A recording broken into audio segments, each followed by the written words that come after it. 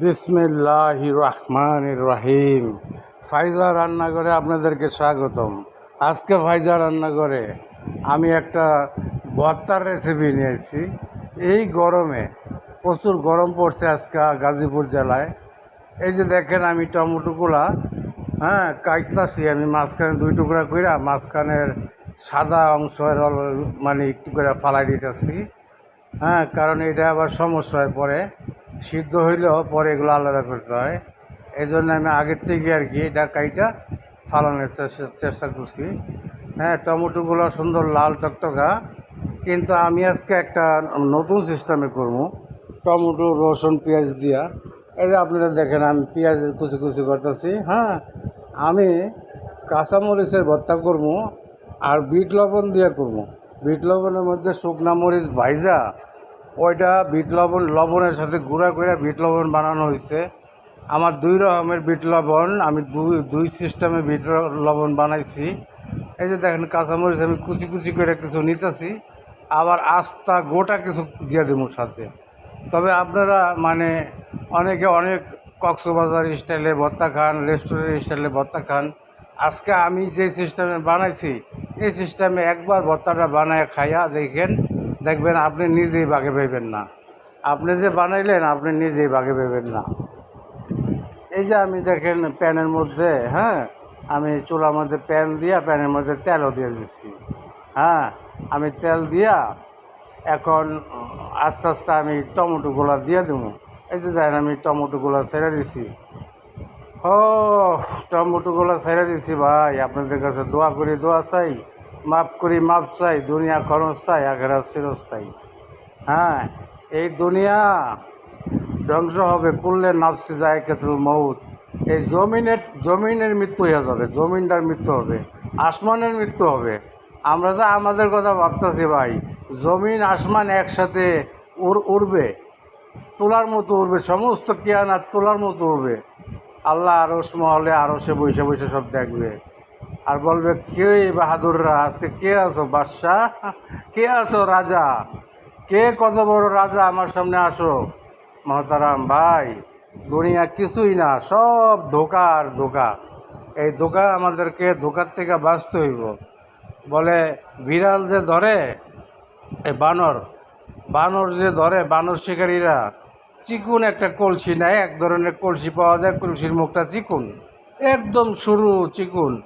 ওই বানরের বেশি বানর যেখানে ওইখানে দেয়, বানরে দেখাইয়া ওটার মধ্যে কলা দেয়, তারপরে সাদা সাদা খই দেয়। খই বানরের খুব প্রিয়, বানর খুব খই পছন্দ করে, কলা পছন্দ করে। তখন বানর যখন শিকারি ওইটা গাছের গোড়ায় শিকল দিয়া বাইন্দা কলসির ভিতরে ওগুলো বইরা দিয়ে আসে, তখন দূরে শিকারি সইরা আসলেই ওই বানর করে কি ওটার ভিতরে হাত ঢুকাইয়া দিয়া কলা থাপা দিয়া ধরে, খই থাপা দিয়া ধরে, আরও বিভিন্ন বাতাসা থাপা দিয়া ধরে, বিভিন্ন মজা থাপা দিয়া ধরে। থাপা দিয়া ধরার পরে সে আটকা পড়া যায়, বন্দি হইয়া যায়। কারণ কি জানেন ভাই, সে আর মুডটা ছাড়ে না। সে তার আক্কল কম, তার জ্ঞান কম, সে জানে না যে মুড ছাইরা দিলে সে বেঁচে যাইব। শিকারি কিছুক্ষণ পর আইসা তারে এইভাবে বস্তা দিয়া যাতা ধরে আটকায় ফেলায়। এই যে আমি টমেটোগুলা ঢাইকা দিতেছি দেখেন। আমি টমেটোগুলা উল্টায় দিতেছি।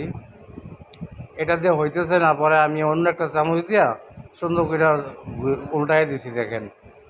বলে ভাই শিকারি আইসা যখন থাপা দিয়া ধরে, আরে বেকুব বানর, তুই তো নিজের দোষে তুই আটকে পড়লি। এই যে আমি পাশে শুকনা মরিচ দিয়া শুকনা মরিচগুলো আমি ভাইজা রাখবো। দেখেন আমি শুকনা মরিচ কিন্তু এর মধ্যে ব্যবহার করব না, কারণ আমার বিট লবণে ভাজা শুকনা মরিচ আছে। আমার দেখবেন আমি 2 পদের বিট লবণ বানাইছি। একটা বিট লবণের রেসিপি আমি অলরেডি মোবাইলে দিছি, আপনারা ফাইজা রান্নাঘরে যাইয়া বিট লবণটা দেখতে পারেন। আরেকটা বিট লবণ আমি ভর্তা, তারপরে যে সবজি টবজি খাওয়ার জন্যে, এই যে আমি সাথে দিয়া রসুন কুচিগুলো দিয়ে দিছি। আমি রসুনগুলা সিদ্ধ করবো, কিন্তু লাল করবো না। তো এই যে বানরের মতো বোকা, বানর যদি হাত ছেড়ে দিত বাইসে যাইত। আমরা দুনিয়া ধরছি থাপা দিয়া, গ্রামের সম্পত্তি 30 বিঘা ধরছি থাপা দিয়া। ঢাকার সম্পত্তি ঢাকায় 3টা ফ্ল্যাট দর্শি থাপা দিয়া। হায় রে বোকা, বানরের মতো আমরা বোকা। আমার ব্যাংকে ব্যাংক ব্যালেন্স দর্শি থাপা দিয়া। আমি হজে যাই না, আমি নামাজে যাই না, আল্লাহর হুকুম মানি না। আমি দুনিয়াকে ধরছি তো সুন্দর করেই ধরছি। আরে একবার আল্লাহর হুকুম মানার জন্য আমি যদি মুড ছাইরা দেই, দুনিয়ার মহব্বত ছাইরা দেই, দুনিয়ার মহব্বত ছাইরা দিলে বেঁচে গেলাম। আর দুনিয়ার মহব্বত যদি আমি না ছাড়ি, দুনিয়ার মধ্যে আমি ব্যস্ত থাকি। এই যে দেখেন আমি এটা সুন্দর করে ইয়া দিয়ে একটা ওই আলু মিহিন করে ওইটা দিয়ে আমি মিহিন করে লিখতেছি। হ্যাঁ, বলে ভাই দুনিয়া তো আমরা যেরকম ধরে রাখছি, এই বানরের মতো আমরা দুনিয়া ছাড়ি না। পরে আরদার আল্লাহ সালাম যখন বস্তা লিয়া যাতা দিয়া ধইরা জান্ডা কবচ করে, ভাই দুস্থ বুজুর্গ, তখন আমরা বলি আমাদেরকে দুনিয়াতে আরেকবার ফেরত পাঠান, আমরা ইমান আমল বানাই আসি। আর কোনো সুযোগ নাই, আর কোনো সিস্টেম নাই। শেষ সুযোগ, শেষবার বানরের সুযোগ ছিল কলা ছাইরা দেওয়া। কলা ছাইরা দিলেই, খই ছাইরা দিলেই সে বাইচে যাইত। সে মুঠ ছাইরা দিলে, মুঠ করছে, মুঠটাই আটকাই গেছে। সে মুঠটাই আটকাইছে, কলায় আটকায় নাই। তার হাত যেরকম ঢুকছে সহজ, এরকম সহজ বার করতে পারতো, কিন্তু সে বোকা বানর মুঠ ছাড়ে নাই। এরম আমরা আল্লাহর হুকুম মানি না, রাসূল সাল্লাল্লাহু আলাইহি সাল্লামের তরিকা চলি না। দুনিয়া মুঠ কইরা ধরছি, দুনিয়ার মহব্বত মুঠ কইরা ধরছি, টিভি বিবি গাড়ি বাড়িরে মুঠ কইরা ধরছি, মুঠ ছাড়ি না।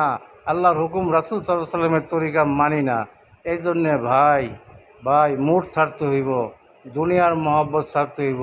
এই যে দেখেন ফায়দা রান্নাঘরের রেসিপিটা আমার নিজের রেসিপি। আমি লাস্টে, সবই তো আপনারা দেখছেন, আমি লাস্টে ধনিয়া পাতা দিয়া, হ্যাঁ, আমি তো আগে সয়াবিন তেল দিয়েই করছি, এখন ধনিয়া পাতা দিয়া ভালো করে এরম দইলা পরে আমি পিওর সরিষার তেল একটু দিব ফ্লেভারের জন্যে। দেখেন হয়তো আপনারা দেখে অনেকে বলবেন কই আপনার লাল লাল টমেটোর কালার গেল কই। আপনারা দেখছেন আমার অন্য অন্য উপাধিগুলো বেশি ছিল।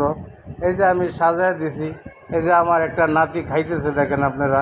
ফায়দা রান্নাঘরের সাথে থাকেন, আমার চ্যানেলটা সাবস্ক্রাইব করেন, আর ফেসবুক পেজে শেয়ার দিয়েন, আর বেশি বেশি লাইক দিন।